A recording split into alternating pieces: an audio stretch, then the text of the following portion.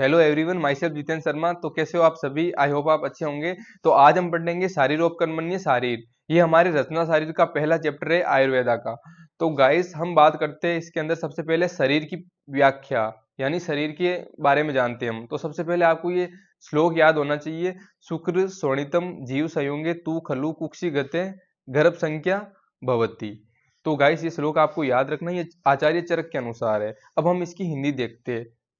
मतलब पुरुष शुक्र और शोणित यानी स्पर्म और ओवम, इनका स्त्री के गर्भाशय यानी यूटेरस के अंदर जब इनमें संयोग होने पर जब जीवात्मा प्रवेश करती है, यानी स्पर्म और ओवम का जब यूटेरस यानी गर्भाशय के अंदर जब संयोग हो जाता है तो उसके अंदर क्या होता है, जीवात्मा प्रवेश करती है। तभी मनुष्य शरीर के अंदर अंकुर की उत्पत्ति होती है, तब उसे गर्भ कहते हैं, यानी एम्ब्रियो।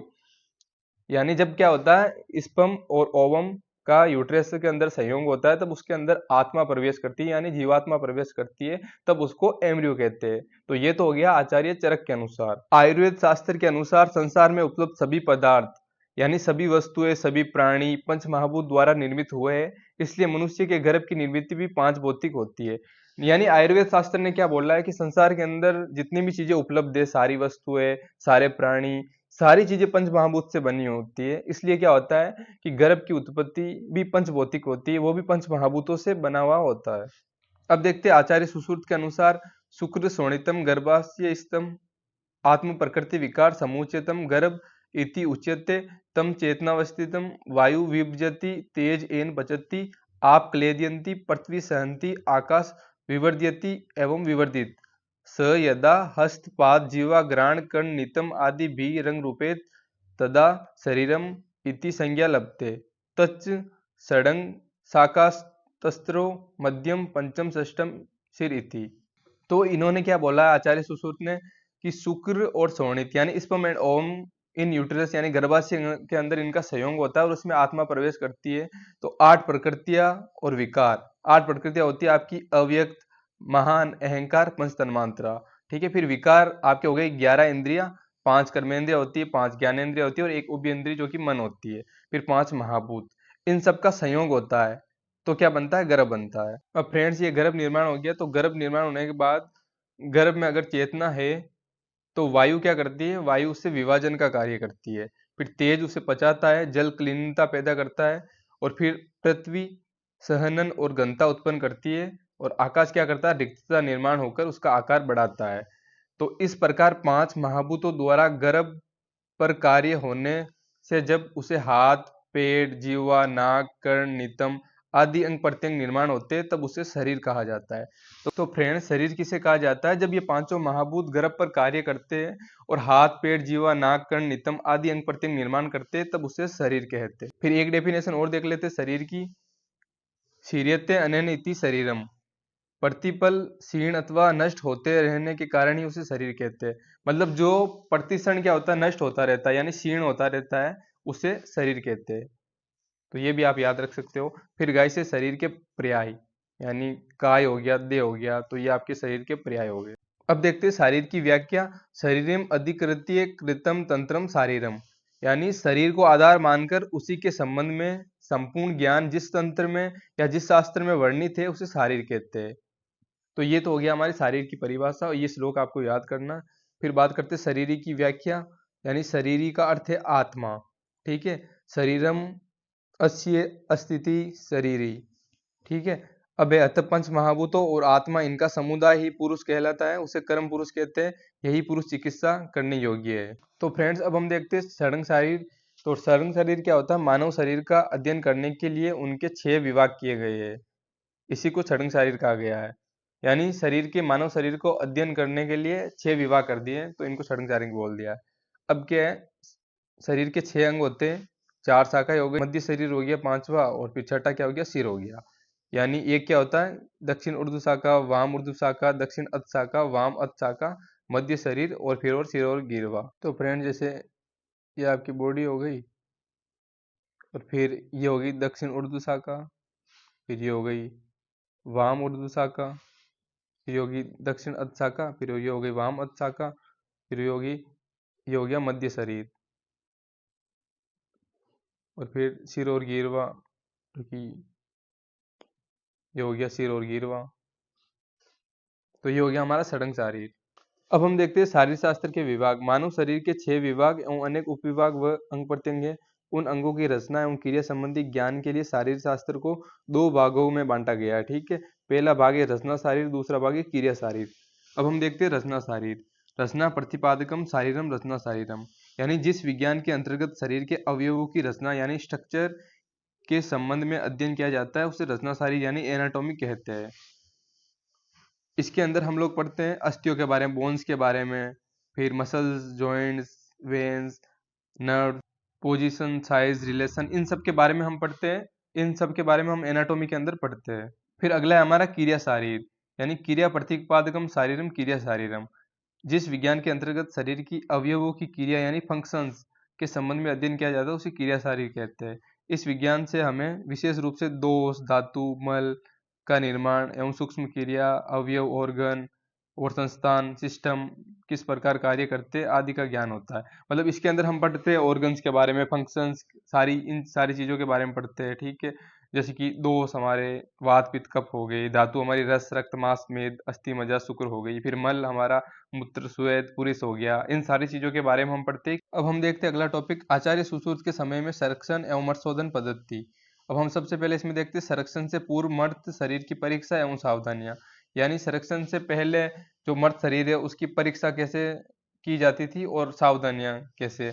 तो क्या है कि जिस शव में पूर्ण अंग प्रत्यंग हो, यानी सारे अंग प्रत्यंग होने चाहिए जिस शव के अंदर, उसकी मृत्यु दीर्घकालीन व्याधियों से न हुई हो। मतलब ऐसा नहीं कि उसकी मृत्यु किसी दीर्घकालीन व्याधि से हो रखी हो। और जिसकी मृत्यु विष प्रयोग से नहीं हुई, मतलब ऐसा शव नहीं होना चाहिए जो विष प्रयोग यानी विष खा के मरा हुआ हो, यानी जिसकी आयु 100 वर्ष से कम मानी है। मतलब जो आचार्य सुश्रुत के टाइम पे जो मर्त संरक्षण होता था उसमें 100 वर्ष से कम की आयु का शव लिया जाता था। अब हम देखते हैं दूसरा संरक्षण विधि। अब ऐसे मृत शरीर को मूंज, छाल, कुश अथवा शण आदि के द्वारा भलीभांति लपेटकर पिंजरे में रखकर तेज न बहने वाली नदी में जल में डुबोकर बांध देना चाहिए। यानी क्या करते थे उस टाइम, मृत शरीर को मून, छाल, कुश, शण आदि के द्वारा भलीभांति लपेटकर उनको लपेटकर पिंजरे में रखकर तेज तेज नहीं बहने वाली यानी जो धीरे बह रही हो नदी उसके अंदर जल में डुबोकर बांध देते थे। फिर क्या होता था, शव छेदन यानी डाइसेक्शन, यानी जब डेड बॉडी डाइसेक्शन के लिए तैयार हो जाती तो 7 दिन बाद भलीभांति फूले हुए शव को नदी से बाहर निकालकर और पिंजरे तथा मूंज आदि के आवरण को हटाकर, यानी जो आवरण किया था सारा उसको हटा के खस, बांस, छाल अथवा बालों द्वारा निर्मित कूची से, यानी जो बालों द्वारा निर्मित कूची से धीरे धीरे घर्षण कर त्वचा आदि बाह्य और आभ्यंतर अंग प्रत्यंग को प्रत्यक्ष करना चाहिए। यानी जो बाह्य और आभ्यंतर अंग प्रत्यंग है उनको प्रत्यक्ष रूप से देखना, यानी डाइसेक्शन करना। इस विधि को हम अंग कर्तनक शवछेदन यानी ब्लंट डाइसेक्शन के नाम से भी जान सकते हैं, जो सूक्ष्म रचना को भी बिना क्षति के देखने या खोज लेने की सर्वोत्तम विधि है। अब हम देखते हैं आधुनिक समय में संरक्षण एवं मर्तशोधन पद्धति, यानी आज के मॉडर्न जमाने के अंदर कैसे संरक्षण किया जाता है। तो सबसे पहले हम देखते हैं संरक्षण से पूर्व मृत शरीर की परीक्षा एवं सावधानी, यानी संरक्षण से पहले उसकी मृत शरीर की परीक्षा कैसे करेंगे और क्या क्या सावधानियां रखेंगे इसके बारे में जानते हैं। इस प्रक्रिया में मृत्यु होते ही शव को ग्रहण करके सुरक्षित कर लिया जाता है, यानी शीतकाल में मृत्यु होने के समय से लेकर लगभग 30 घंटे तक शव में दूषित परिवर्तन नहीं होते। अगर शीतकाल के अंदर मृत्यु हो जाती है तो 30 घंटे तक उसमें दूषित परिवर्तन नहीं होते। और अगर ग्रीष्म काल में मृत्यु होते ही शव के बाहर बर्फ लगा देनी चाहिए। जैसे अगर ग्रीष्म काल में मृत्यु हो गई तो शव के बाहर बर्फ लगा देनी चाहिए। लगभग 24 घंटे तक शव में दूषित परिवर्तन नहीं होते अगर ग्रीष्म काल के अंदर मृत्यु होती है तो। फिर हम बात करते हैं जिस शव में पूर्ण अंग प्रत्यंग हो ऐसा शव लेना चाहिए जिनके अंदर पूरे अंग प्रत्यंग हो और अंग प्रत्यंग कटे फटे न हो, जिसकी मृत्यु दीर्घकालीन व्याधियों से न हुई हो और मर्त शरीर की किसी संक्रामक रोग से पीड़ित ना हो, यानी मर्त शरीर मरने से पहले किसी संक्रामक रोग से पीड़ित ना हो, जिसकी मृत्यु विष प्रयोग से नहीं हुई, यानी ऐसा नहीं कि जहर खा के मृत्यु हुई हो उसकी। और फिर पोस्टमार्टम की बॉडी न होनी चाहिए वो। फिर जिसकी आयु लगभग 55 से 60 वर्ष से अधिक न हो, यानी मॉडर्न में क्या होता है जिसकी आयु 55 से 60 वर्ष से ज़्यादा नहीं होनी चाहिए। और आचार्य सुश्रुत के अनुसार उस टाइम 100 वर्ष से कम वाली डेड बॉडी भी ले सकते थे। अब हम देखते हैं संरक्षण द्रव्य यानी प्रिजर्वेटिव फ्लूइड। कार्बोलिक एसिड या फिनॉल अपन को 1 लीटर लेना चाहिए, फिर फॉर्मेलिन 4 लीटर, फिर ग्लिसरीन 2 लीटर, फिर स्प्रिट 3 लीटर, फिर टर्पेंटाइन ऑयल 300 ml, फिर वाटर 3 लीटर, फिर रंजक द्रव्य ये हो गए स्टैंडिंग फ्लूइड रेड लेड हो गया 200 mg, फिर हो गया वाटर 2 लीटर। इन सभी द्रव्यों को मिलाकर संरक्षण द्रव्य तैयार किया जाता है। इन सभी द्रव्यों को मिला के प्रिजर्वेटिव फ्लूइड तैयार किया जाता है। अब हम देखते हैं संरक्षण विधि, यानी प्रिजर्वेशन ऑफ डेड बॉडी, यानी एंटीरियर सुपीरियर इलिक स्पाइन और प्यूबिक ट्यूबरकल के बीच में क्या होता है, इनग्वाइनल लिगामेंट होता है। इसके जस्ट बिलो 4 सेंटीमीटर पे कट लगाते हैं, फिर वहां पे मिलती है फिमोरल सीथ। फिमोरल सीथ के अंदर क्या मिलती है, एक फिमोरल आर्टरी मिलती है जो कि लेटरल साइड होती है, फिर एक फिमोरल वेन मिलती है जो कि मीडियल साइड होती है। तो हमको फ्लूइड इंजेक्ट करना है वो कि फिमोरल आर्टरी पे करना है फ्लूइड, ठीक है। और एक दूसरा मेथड ये भी है कि आर्च ऑफ एओर्टा है, वहां पे लेफ्ट कॉमन कैरोटोइड आर्टरी पे भी अपन फ्लूइड इंजेक्ट कर सकते हैं। फिर हम देखते हैं मृत शोधन का महत्व, यानी इंपॉर्टेंस ऑफ डाइसेक्शन। शारीरिक अवयवों की गणना हेतु, अंग प्रत्यंगों की रचना की दृष्टि से ज्ञान हेतु, विभिन्न अवयवों के अवस्थानुसार परिवर्तन एवं उनकी स्थिति यानी पोजीशन के ज्ञान हेतु, चिकित्सा एवं शल्य क्रम में सफलता प्राप्ति हेतु, मृत शरीर अवयवों के ज्ञान से जीवित प्राणी की प्रक्रियाओं के ज्ञान हेतु, शरीर क्रिया शरीर रचना शल्य शास्त्र के ज्ञान हेतु, व्यवहार आयुर्वेद एवं विधि वेदक के ज्ञान हेतु, सैद्धांतिक ज्ञान के साथ क्रियात्मक ज्ञान की प्राप्ति हेतु। तो ये सब तो आप लिख ही दोगे। इस प्रकार हम निसंदेह कह सकते हैं कि मर्शोधन का एक चिकित्सक के लिए चिकित्सा हेतु ज्ञान प्राप्त करना महत्वपूर्ण है। थैंक यू, मिलते हैं नेक्स्ट लेक्चर में।